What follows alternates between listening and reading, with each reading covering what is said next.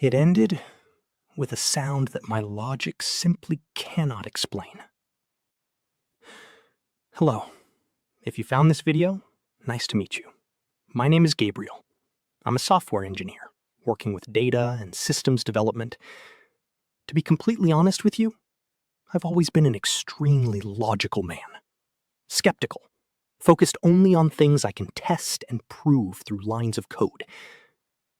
But I recorded this because I need to confess something. Have you ever had that feeling that your life is absolutely perfect on paper, but completely empty inside? You program your entire routine for maximum comfort, the best job, the best apartment, and then you discover that your greatest luxury is simply not having to deal with anyone. I thought I had absolute control over my world until that winter night. A night that started with perfect silence. It was one of those evenings where the sheer fatigue of social interactions makes staying home a true miracle.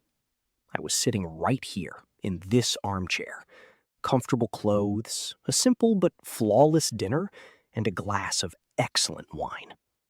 I felt an absolute physical well-being, perfect harmony. I was happy, truly, even without any specific reason for it. My apartment is on the top floor, with a beautiful view of the city. I have a library that mixes the mind of an artist with a data scientist. Next to literary classics, you will find complex treatises on astronomy, quantum physics, and artificial intelligence. I am not an academic scientist, but it seemed shameful to ignore the technological breakthroughs of our century. I kept myself informed. If you speak to me about algorithms or cosmology, I can follow the logic. Back then, society considered me a good catch. Good income, investments, an admirable position. But I never wanted to marry. At events, when people tried to approach me, my responses were always deliberately uninteresting, pure self-defense. I fled from social traps built around status and appearances.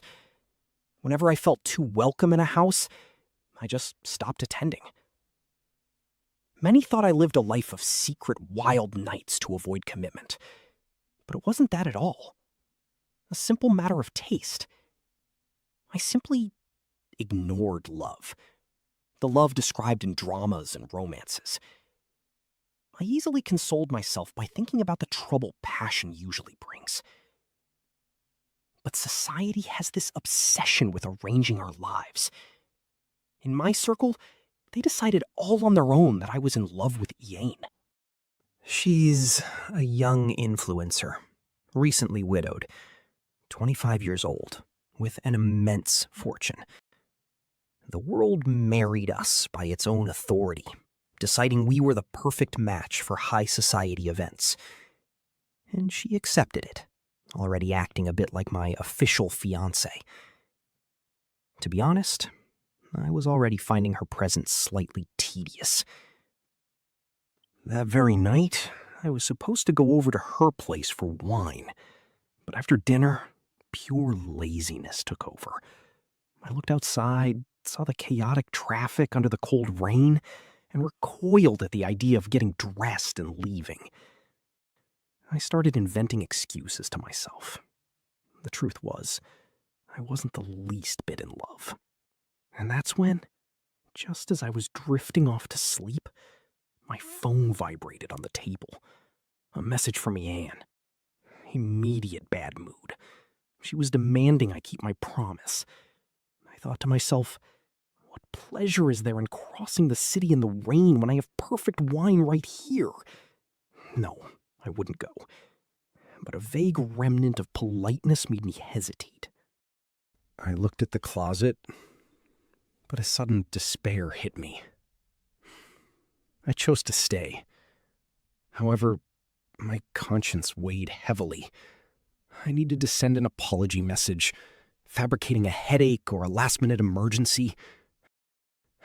I despise writing fake courtesy texts. I'd rather program a complex line of code than invent social excuses. But the dread of looking like a complete savage forced my hand. I picked up my phone from the coffee table, opened the app, and entered the chat with Annie. I typed just the first word. Ian. I froze right there, my thumbs hovering over the glass screen, waiting for a convincing lie that simply wouldn't come. And during that exact moment of hesitation, something strange happened to my body. My fingers began to tingle against the glass screen. An involuntary impatience took over my hand, as if my thumbs were typing on their own at high speed, completely ignoring my brain. And what appeared written in that text bubble changed my life forever. Yan, you are beautiful enough and have plenty of admirers for me to tell you this without sounding cruel. I do not love you. It would be a mistake to continue a relationship that will lock two such different souls in a prison of appearances. I am ending what we have. You will forget me easily. That was exactly what appeared written on my phone screen. Without any control over myself, I tossed the phone aside and thought, am I going crazy? Or am I sleepwalking? My own fingers had written the raw, naked truth that I was trying to hide behind a polite lie. I almost sent it. If I had, Yan would have thought I was a monster, but at least I would be free. In the end, out of sheer frustration, I decided the best thing to do was to get dressed and just go to her place. But the exact second I placed my hand on the doorknob to leave the apartment, I heard it. A sigh. A woman's sigh, so faint, so incredibly sad, that it felt as if it came from another dimension. And that is how I found myself in the middle of that winter night, driving through the metropolis toward Yan's house. As the car tore down the streets, my programmer's mind was desperately trying to find some logic for the impossible. I tried to convince myself that the text message was just a software bug, a muscular spasm in my hand, and that the sigh was only the wind in the air vent or my cat grumbling on the couch. Common sense demanded that. But deep down, my instinct knew that those written words and that sound were not from this world. I crossed the city under a freezing rain. When my car finally entered the courtyard of the luxury condominium where Inga lives, I felt a knot in my stomach. There were 2 long rows of imported cars parked, chauffeurs waiting. I thought, what on earth is happening here? When they opened the door and I walked into the main hall, the shock was absolute. This wasn't a private evening. Yan had organized a monumental surprise party, the kind featuring an international pianist, VIP guest list, and half of the city's high society in attendance.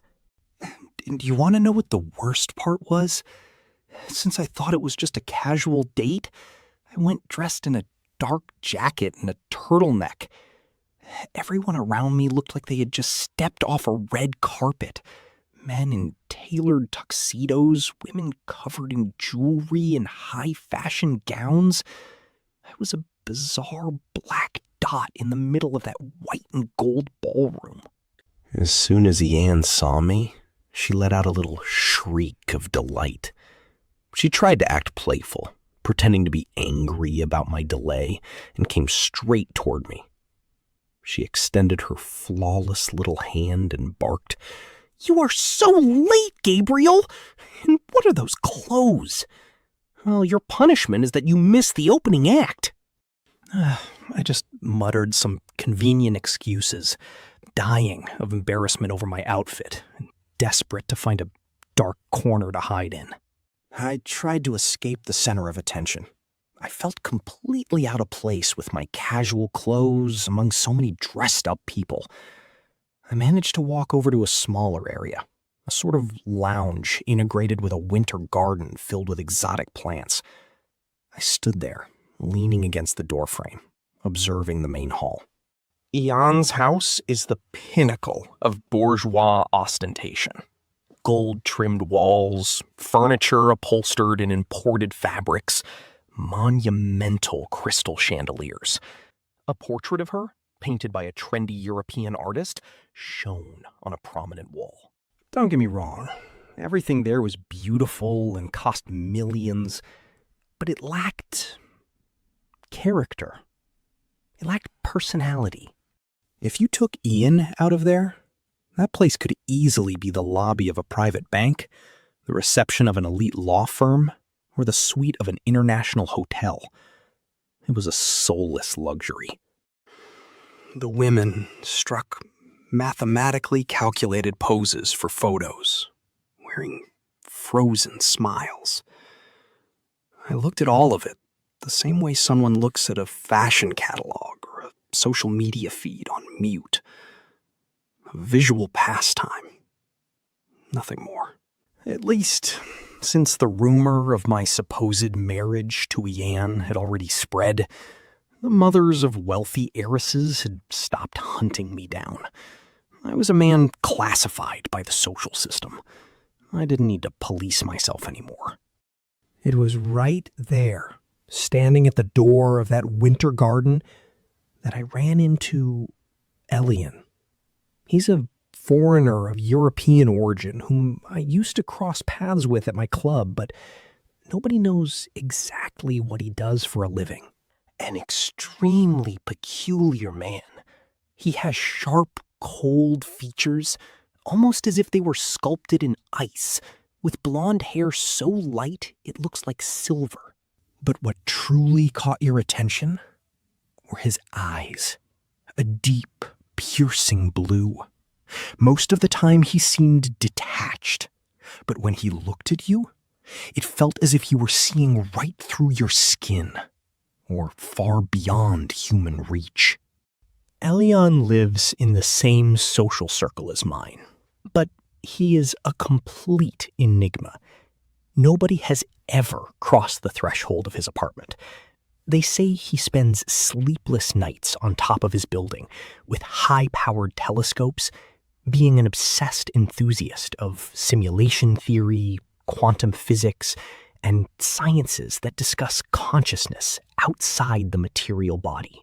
To him, the entire universe is nothing more than a giant code, and our reality is just a projection of something much grander. Both of us were staring at the same group of people in the main ballroom. He turned to me, and with that elegant coldness and a measured voice, he said something that caught me completely off guard. "A charming woman," he gestured toward Ian with his eyes. "What a pity she is merely a reflection of matter. Anyone who attempts to connect emotionally with a woman like that risks embracing a perfect hologram, a hollow illusion for those with an evolved heart." I tried to laugh it off, breaking the tension, but inside I felt a chill run down my spine. "Rest easy, Elian," I replied. "I have absolutely no intention of falling in love with anyone here. As a programmer, I prefer pure logic. I don't feel the slightest shadow of passion for anyone at the moment." Leon turned those blue eyes back to me with a hint of skeptical irony. "Really? Even for Ian? Everyone on social media is saying you two are getting married." "The world loves to manufacture fake connections," I said. "But I plan to stay single." I thought my logic-filled answer would end the matter. But not for Elion. He took a step forward.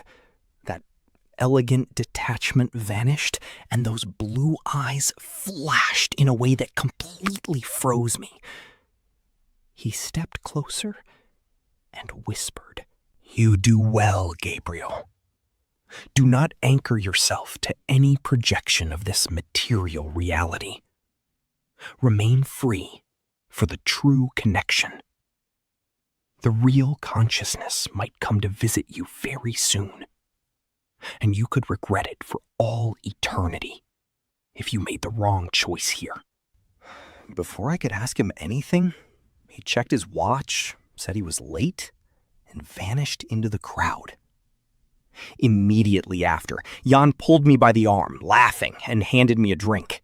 I stood there, surrounded by people, trying to convince myself that Elion was just an eccentric character. But that is when it happened. Right in the middle of that noisy room, the surrounding sound seemed to completely vanish for a brief second. And I heard it again, right next to my ear, crystal clear.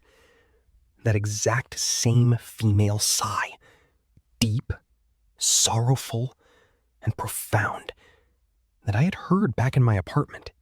At that moment, I understood that something terribly serious was happening. That sound wasn't a glitch. And what happened the next morning forced me to perform a dangerous experiment to test if I was losing my mind.